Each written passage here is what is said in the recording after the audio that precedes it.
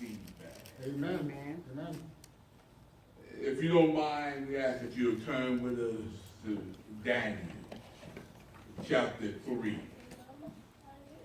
and beginning at verse 19. When we look at Daniel, chapter 3, verse 19 through 30, deals with the vindication of faith. We want to have faith in God. We see how God vindicates our faith in Him. Well, we want to read verse 19, and then we'll skip down to verse 24, and we may read a few verses thereafter. But verse 19 of chapter 3 of Daniel, in verse 24, when you have that, say amen. Amen. We will be reading from the King James Version. And you'll find these words recorded. Then was Nebuchadnezzar full of fear. In the form of his visions was changed against Shadrach, Meshach, and Abednego. Therefore he spake in the commandment and commanded that they should heat the furnace 170 times more than was wont to be heated.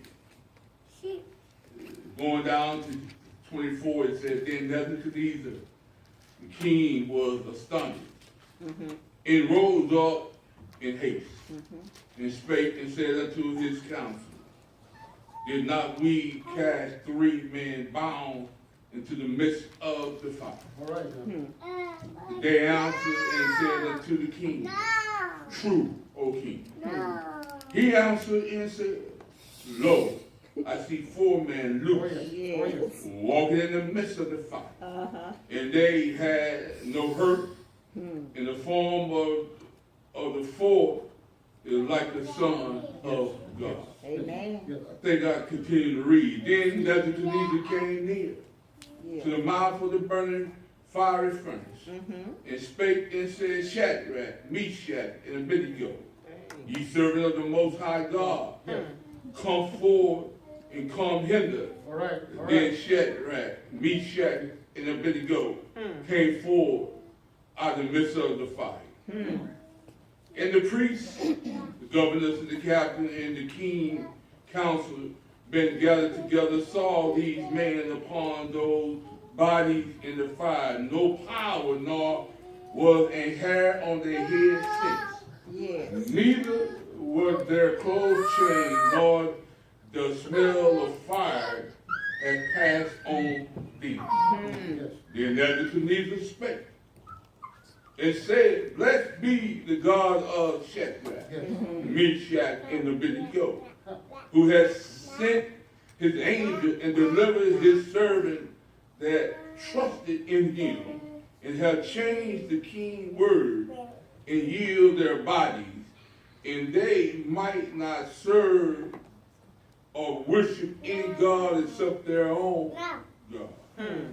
Therefore, I make a decree that every people, nation, and language will speak anything amiss against the God of Shadrach, Meshach, and Abednego shall be cut in pieces, and their houses shall be made a dunghill, because there is no other God that could deliver after this sort. The king promoted Shadrach, Meshach, and Abednego in the province of Babylon. Amen. You may be seated. Amen. Y'all, can I talk for a moment? Keeping cool when you get really. Bless your word, Lord. Keeping cool when it really get hot. But we want to say keeping cool in a hot situation. Amen. Keeping cool in a hot situation. Have you ever been in a hot situation? Amen. Amen. Hot situations are those times when we face danger. The danger of losing our own life, or danger of losing the life of loved ones that we care deeply about. A hot situation can be a pursuit of happiness, but it's been faltered because of things that come along in our Christian experience. We may even say that there are some hellhounds on our trails and causing us some hot situations. Generally, hot situations are whenever we are faced or forced with making a choice, dealing with circumstances that may involve us or those who we care for. A hot situation.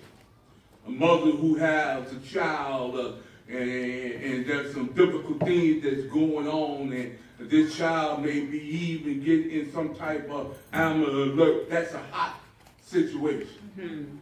Sometimes we get in hot situations because of us. But then sometimes we get in hot situations had nothing to do with us. We haven't did anything, but we still find ourselves in a hot place. We find ourselves in a hot place. Are we keeping our cool when the situation gets hot? Are we keeping our cool, and are we mellow when the heat is turned up? How do we respond? Some hot situations are the tested ground upon which we discover our faith that we profess in God. God knows and God understands, but sometimes we need to get in hot situations, difficult situations, that we may know that we are able to stay alert and stay on par with what we proclaim we are. Our faith. Y'all, sometimes there are many who have professed faith in God. They tell you how faithful they are. But as soon as the heat turns up, they wither like ice on a summer July morning. They just melt away. How is your faith? For your faith determines, even if you die in your situation, how is your faith? Come on now. This is what we're looking at in our text. But the story is told. Can I tell this story? Amen. Amen. Is it all right if I Amen. tell this story? The story is told of a young preacher, tall, dark, and handsome, who wanted to improve the life of his congregation and those who he served, and to increase and improve their spiritual life. So that the young man, the good-looking young pastor, posted a notice on the bulletin board and said that if anyone are dealing with hot situations, you can come talk to the pastor after service each Sunday. Several weeks, there was a steady stream of people coming to his office after service. And the pastor dealt with their situation. He listened to them intently, and he appeared to give sound advice despite his youth.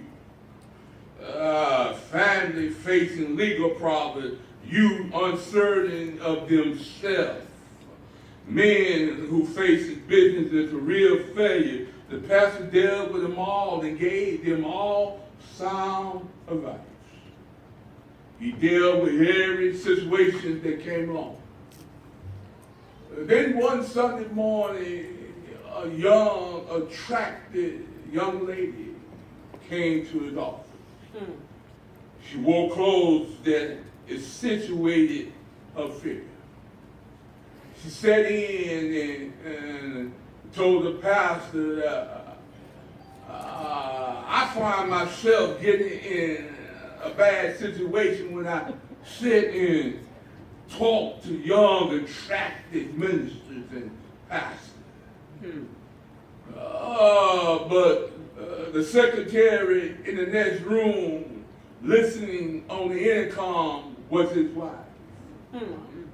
She reached over and she touched his hand and said, I just can't keep my hands off an attractive, godly man. The woman in the next room come over the intercom and said, there's a fireman in the next room. He said, excuse me, and he left and went to the next room and said, honey, where is the fire? He said, the fire is sitting in front of you. All right. That's all right. And you need to put it out. And if you don't put the fire out, I'll put it out for you. We find ourselves in a fire situation that creep on us when even we're trying to do the work of God.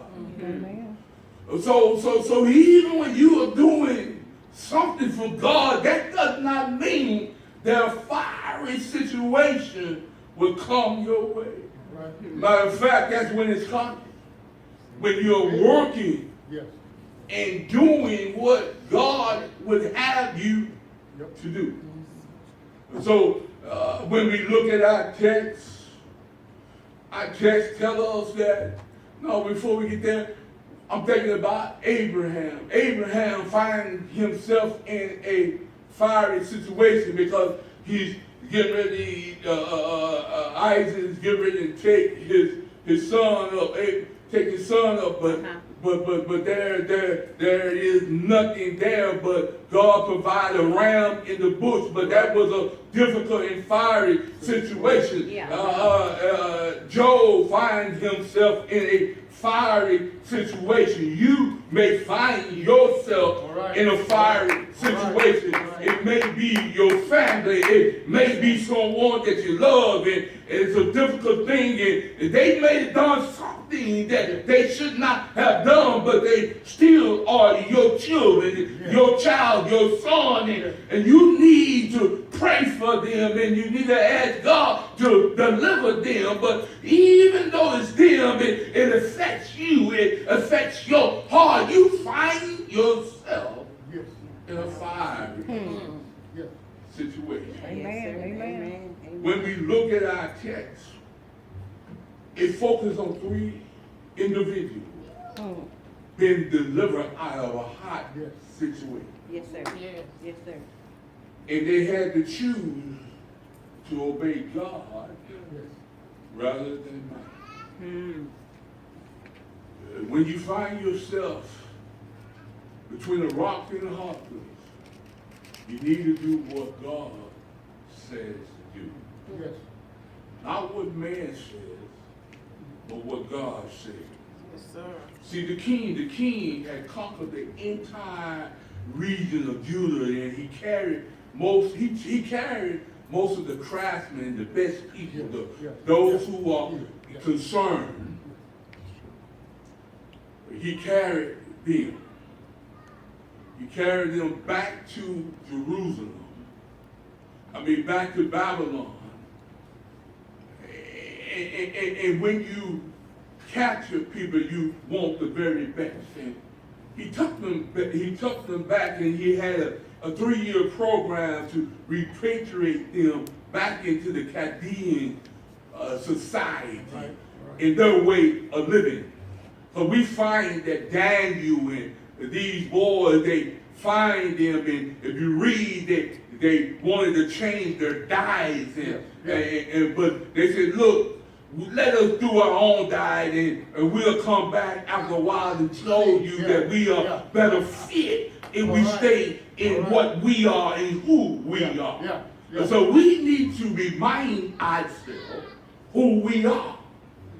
I am a child of the living God, so I need to remind myself that my heavenly Father and Jesus Christ is the one that I look to. Amen. And because there's trouble in hot situations, Yes. I need to look up. Yes. Y'all, when you are down and your head is bending down, sometimes all you need to do is look up. Yes. Amen. Amen. Bless your word, Lord. Do like the songwriter said, Father, I stretch my hand to thee. All right. No other help I know. Yes, sir. If thou withdraw thyself from me, Huh. tell me where shall I go?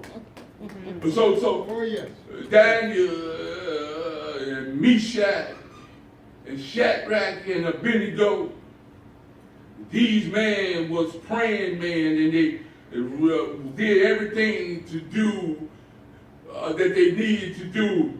They didn't allow themselves to be re-educated because they had the wisdom of God. Yes, sir. And so they did everything that needed to be done. But you do know when you are a child of God, because when you read this text, you'll find that because Daniel was elevated to prime minister because he was able to interpret a dream of the king. And when he interpreted it, and he really didn't want to be elevated, but he was elevated, and he told the king about his friends. Yes. And the king elevated them also. You do know folks are looking at you when you get elevated.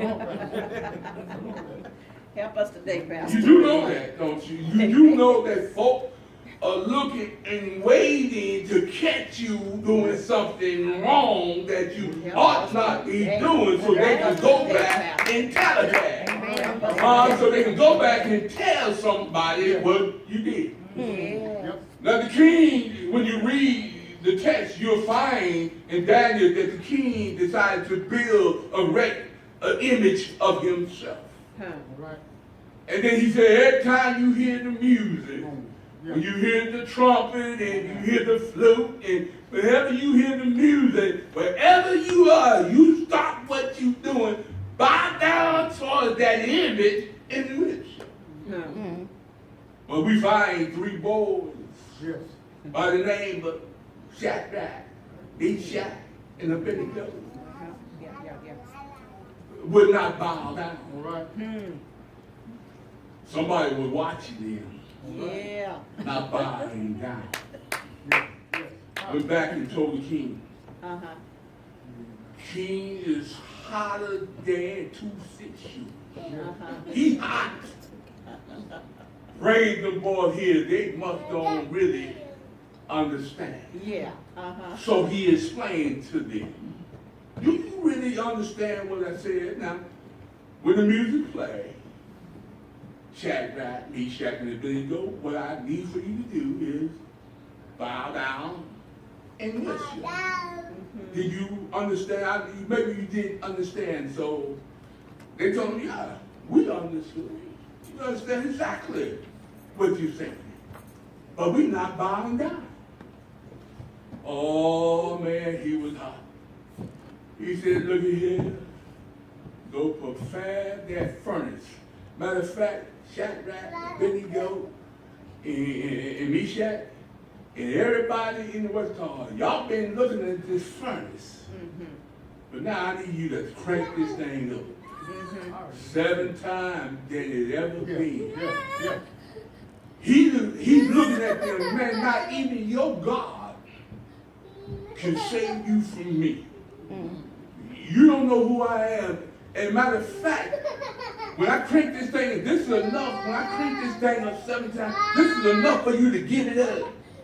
It's enough so when I play this music, you're going to bow down. I'm putting some fear in your heart. But yet they said, no, I will trust him. And even if he does not come, he's able. Amen. Anybody know that God is able to? Amen. Even when it looks like he might not come, he's able. Yes, sir. That's all I need to know. The king stick them in the furnace. people on the outside waiting to hear them scream, because you do know when you get in some hot fire, it hurts you. You cry out. Even big, strong man cry out and begin to say, help me. But there was no crying when they were thrown in the furnace. They were thrown in and they were waiting to hear crying and weeping and tears, but there was none. So the king decided to look in for himself. Asked the question, didn't we just put Shadrach, Meshach, and Abednego in this fiery furnace? Yes, we did, king. Well, I see a fourth one. And did we not bound them in the furnace? Well, I see them loose in the furnace. When you bound means to hold you down, to press down on you, to keep you from doing what it needed to be done. But God loosed it. When you are bound by the enemy, don't worry about it. Trust in God. And when God loosed you, you're able to move around. But when he looks in there, he said, hey, I see a fourth one. And the Bible said this is what he said. And he looked like the son. He looked like God's son. The Son of Man. God had to reveal to him what he was looking at. All right. You was looking at, and then he gonna look. Shadrach, Meshach, Abednego, y'all come on out of here. All right, put the weight on it. Ain't nobody, y'all do know when flesh burn, man, it stinks. They wasn't stinking. They had, y'all know when y'all was little, when y'all was younger, when his mama used to take that straight comb and hit that head, man. Y'all know how that hair smelled when she was frying that thing, laying it down for you. And you want out because she was hitting your scalp every now and then. Be still, girl, let me do this. Y'all know how that smells. None of that smells. When you get in a smoky place, your clothes get, there was not no smoke on them. I don't know what God did, but God did it. Because they had faith in him. So there was nothing going on with them. They seen the fourth. He was so impressed that he filled out a decree. Yes. Said, look here, y'all need to worship. God had changed his mind. When you keep your faith, God can change the mind of your enemy. All right. He changed. They kept their faith. Yes. He kept their faith. Yes. God showed Nebuchadnezzar that this is the real God. And he gave a decree going like, look at here. The real God is the God of Shadrach, Meshach, and Abednego. Y'all need to follow this. I know I built something up for me, but mine can't compete. God can make your enemies, when you show faith, worship your God. How do I get people to trust my God? By keeping my faith. Yes. Even in hard situations. Y'all want to know something? I got 3 points. Can I give you those? And then I can sit down and we can do our communion. You know what the first one is? Faith is not intimidated by fire. Do y'all hear me? Those who choose to live this Christian life and adhere to the moral code of it need to understand that their faith is not, the fire that comes along does not control them. Today, we have a political correctness about dealing with individuals and religious belief, but millions have had the opportunity to promote themselves to promote Christianity and stand fast in an ungodly way. It may not be like it was before, but what happened is when you're at work and you are a whistleblower because somebody's doing something wrong, and it needs to be told, and then they try to find out who the whistleblower is so that they can try to destroy them. But that's why you have laws to try to keep and let the whistleblower come. And just because you are a whistleblower don't mean you're a rat. Amen. Amen. Because folks are stealing, and when you steal, white collar crime, even though they don't usually go to jail, is more dangerous than a lot of times a criminal that's holding up and robbing someone. Right. You know, especially if they don't kill the person, then you can do more damage in a white collar crime than you do in someone robbing an individual. So faith stands firm even though you may go through a sorority or a fraternity, and they even may blackball you. But if you stand fast in your situation, no matter what's going on in your finances may be threatened because of you doing the right thing. But if you believe, you are not intimidated about the heat. Even though it looks bad, I will trust in him. He's the one that delivered me. He's the one, the reason why I have the job that I have. Sometimes I want to quit, but God said I need you to stay there. And then God said when I need for you to leave, then I let you get fired. I need you to be fired and not quit so that I can bring you to a better place that you can understand that it's me that can deliver you. Yes. Yes. So you need to learn how to wait on me. Fire. We got fire. So fire is not, faith is not diminished by fire. Y'all know how we get fire and we get the, our faith get weak. Yes. Oh, yes. Situation ain't turning out the way we want it to. We get weak. Hearing the threat of one thing and seeing the flame is another. No, the king told those boys, the fire is going to get you. They hadn't seen it yet. But then he let them look at it and tell them to crank it up 7 times. And a lot of times, y'all, when we see it gets to us. We begin to wonder. We begin to ask ourselves, what should we do?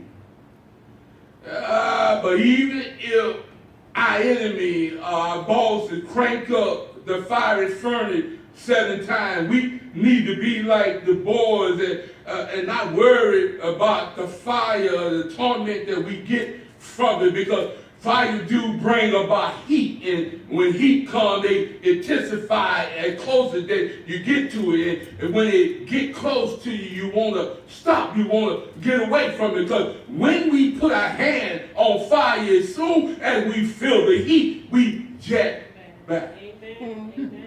We want to move ourselves from the heat of the fire.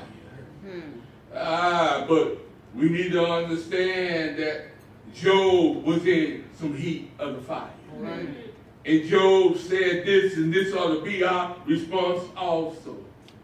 Yea, though he slay me, yet will I trust him. A believer who experience death in their family, sickness and tragedy, financial failures, and other woes, will see themselves standing before a fiery furnace. Though its flame lick out and leap at them with intensity heat, they shall not diminish their faith in God. And the reason why, because they know that all things work together for the good of those who love Him. If there are any lovers of God, If you love God and you're going through what you're going through, don't worry. Just keep trusting God. The heat, I'm not telling you that you won't feel the heat, but don't let your faith wither because of the heat. The hotter it gets, the more I get on my knees. The hotter it gets, the more I lift my hands to Jesus. The hotter it gets, I say, Lord, you are my Father, and I am your child. Come hold me. Do anybody need God to hold me? Come hold me, Lord. I need you in the midst of our fire. God is able to deliver. Yeah, he might not come when I want it. But I come by to tell you that the God that I serve is an on-time God. Yes, he is. Y'all. Speak, Holy Ghost, speak. That's all right. That's all right. That's all right. He's It's all all the time, right. God. Talk about Holy Ghost, speak. We know he is. Thank you, Jesus. Faith Yeah. Yes. Yes. proven Ah. Thank you. in the fire is reward. Oh, yes. Don't let it diminish, y'all. Don't be intimidated by it. Because if you just hang in there, Uh-huh. you'll see the reward Oh, yes. Amen. of your faithfulness. Yes. Your faithfulness. Believers who survive the fire are stronger and more intense in their belief and are rewarded by God. And God knows what they need. Yes. The Hebrew boys were held and they was in a fiery furnace. Yes. Today we are faithful believers. We need to understand that in the fire we are refined as pure gold. You do know that if you want pure gold, the gold got to go into the fire. Yes. When you're a child of the living God, All right. you got to go into the fire. Yes. And when the fire, you go in, all of that sin, all of that mess, all of that stinky stuff come to All the right. top. All You right. scheme it off, you get cleansed. And when you get cleansed, Right. then you know that everything will be all right. God promised to reward us like he did the Hebrew boys. In Yeah. Revelation 22 and 26, he said, and he that overcome and keepeth my work unto the end Right. shall be given power over nation. Come on now. But in Revelation 21 and 7, and it goes even